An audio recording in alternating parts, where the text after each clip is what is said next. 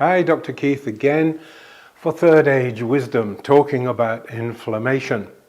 And we're up to inflammation number 4, which again may surprise you, sleep deprivation.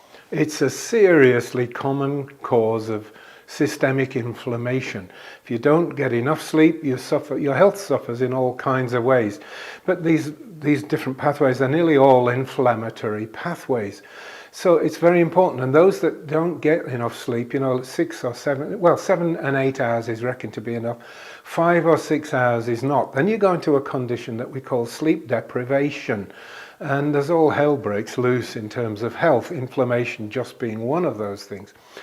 But the catch is you can't just say, oh, well, I'll sleep more. I'll catch up on my sleep. I'll sleep 10 hours a night until I've caught up, because this is the catch.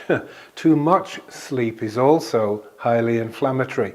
So it's one of those, the Three Bears and Goldilocks, a Goldilocks situation, where 7 or 8 hours is just about right, as the little baby bear said. And so, you need to take this seriously. You need to take steps. Now, I'm not necessarily advocating sleeping sedatives or drafts, although, some herbal ones like valerian, they're not bad. You probably heard of melatonin, 3 milligrams of melatonin. The catch with that is that it doesn't put you to sleep, but it won't keep you asleep.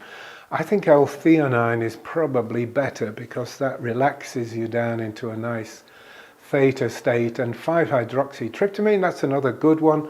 I put all these together in my sleep formula, in fact, and you can find out more about that by following some of the links on this page here. But anyway, so back to sleep deprivation. You need to do what you can, and I should think probably the number one important change you need to make is winding down time. Almost everybody switches off the telly, goes straight to bed, and they can't sleep. They're tossing and turning for an hour, maybe 2 hours. You need to turn the television off at least an hour before you're going to retire. Not just the television, turn off your cell phone, turn off your tablets, shut down the computer.